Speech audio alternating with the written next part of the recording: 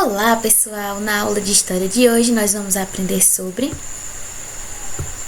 o cotidiano no mundo antigo, ou seja, a gente vai ver um pouco sobre o dia a dia das pessoas que moravam no mundo antigo.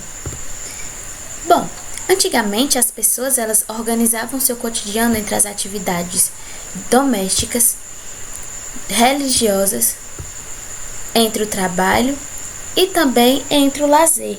E essas atividades, elas eram realizadas, e divididas entre homens e mulheres, e variavam de sociedade para sociedade.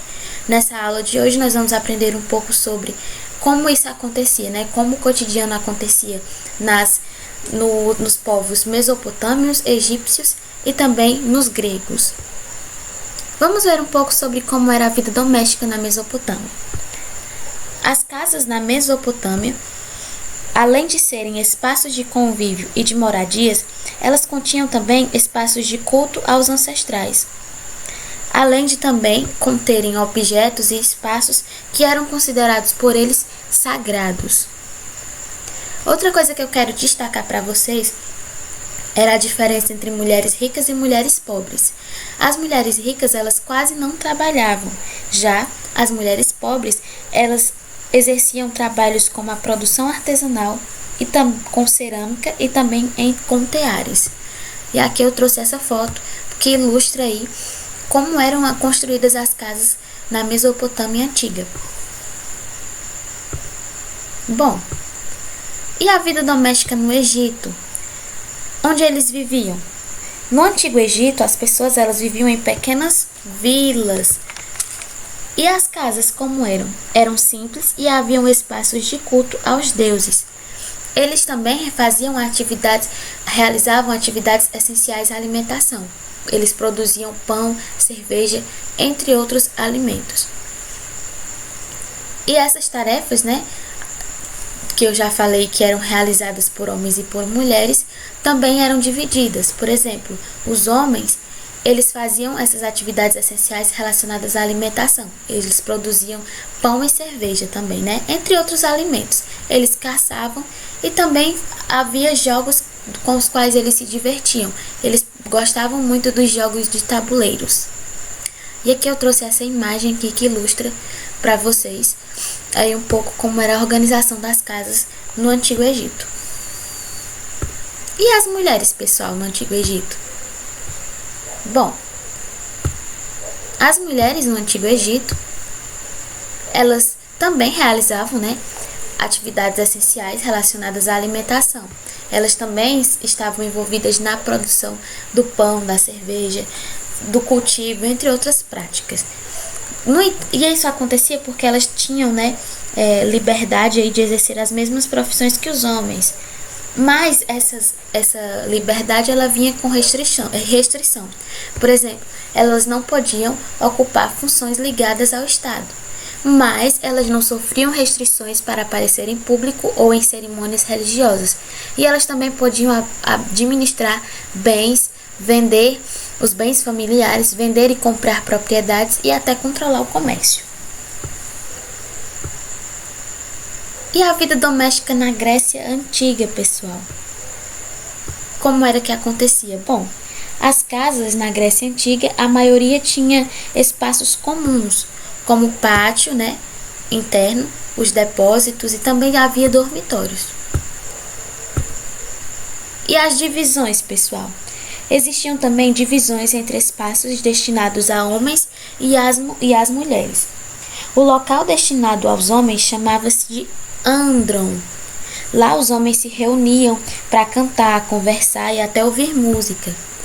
Já o espaço que era destinado para as mulheres se chamava gineceu. Lá elas se reuniam para fazer várias coisas, como atividades como a tecelagem e a preparação de farinhas, entre outras coisas. Gente, mas as mulheres na Grécia, diferente do Egito que a gente viu no slide passado, que tinham a liberdade de fazer várias tarefas, aqui na Grécia não acontece assim. As mulheres elas não tinham acesso, por exemplo, à educação, a atividades políticas, elas não podiam participar de atividades políticas e só entravam aí nesse ramo da política se fosse através da religião participando como sacerdotisas, para vocês verem a diferença de uma cultura para outra. E aqui, gente, era a organização das casas antigamente, lá na antiga Grécia. Só para vocês também verem, né? Terem aí uma imagem mental. Bom, pessoal, vamos agora ver um pouco sobre o dia a dia das crianças na antiguidade, como era o dia a dia delas. A concepção de infância, gente, não foi a mesma ao longo do tempo. Entre os povos da antiguidade era comum que as crianças trabalhassem com seus pais nos campos ou até mesmo em atividades artesanais. E agora a gente vai ver um pouco como isso acontecia na Mesopotâmia. Bom, gente, alguns jovens sumérios, eles frequentavam a Eduba, que era aí um conceito de escola daquele tempo.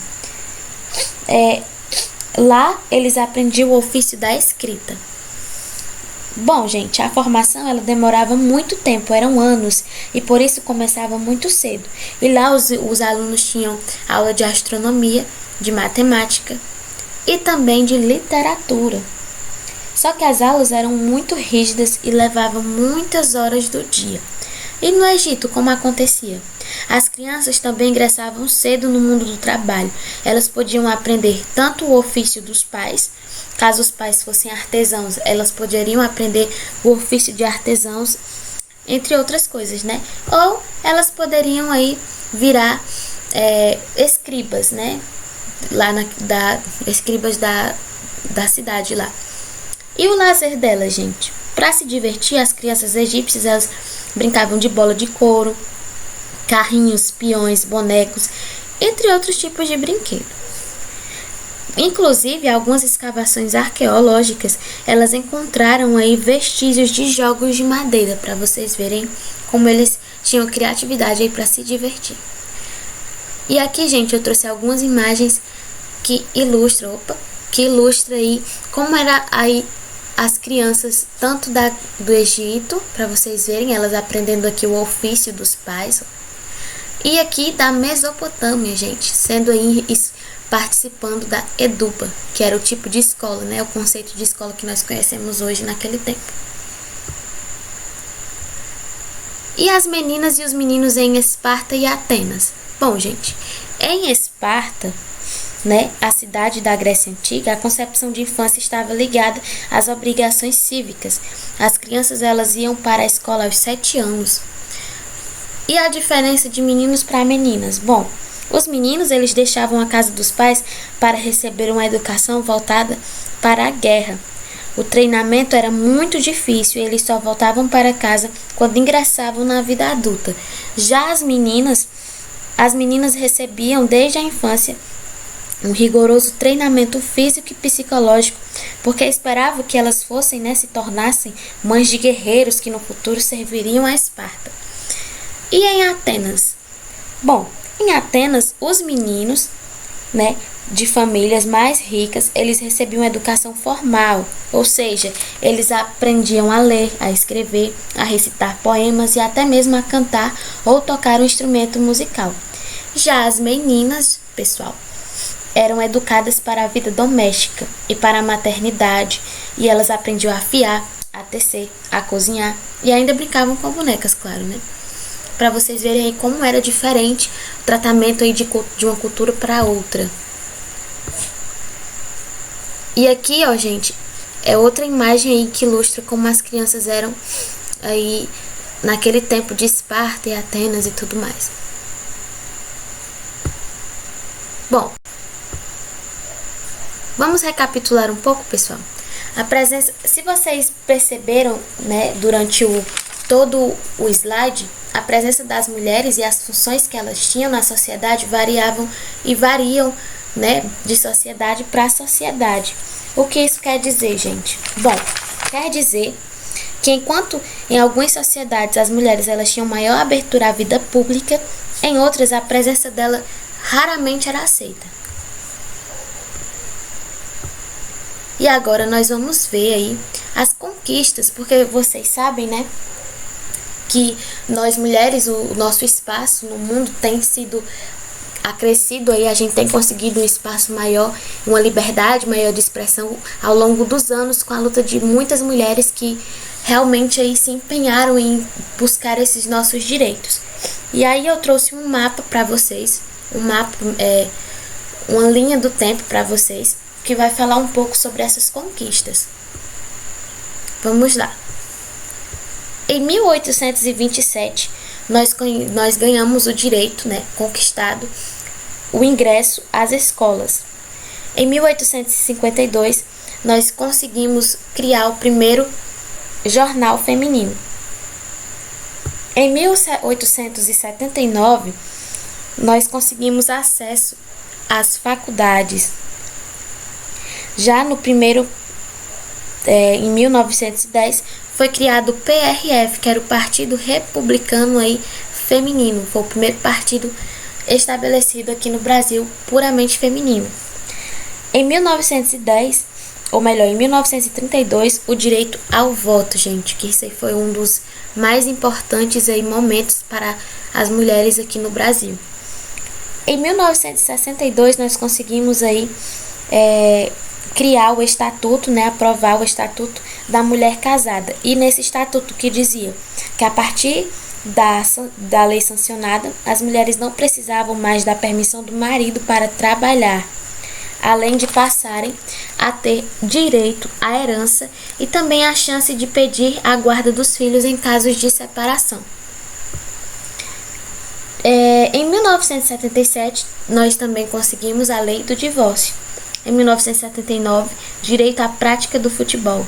Em 1988, o primeiro encontro nacional de mulheres negras, feito nacionalmente em território nacional. Foram mais de 400 mulheres aí em todo o Brasil, em todo o território brasileiro, aí fazendo ações que visavam estudar a história da mulher negra aqui no nosso contexto social. Em 2006, na verdade, conseguimos a Lei Maria da Penha. Em 2015, a Lei do Feminicídio foi aprovada. E em 2018, o assédio sexual contra a mulher passou a ser considerado crime. Essas foram conquistas decisivas para as mulheres, para nós mulheres, mas ainda temos um caminho muito longo pela frente.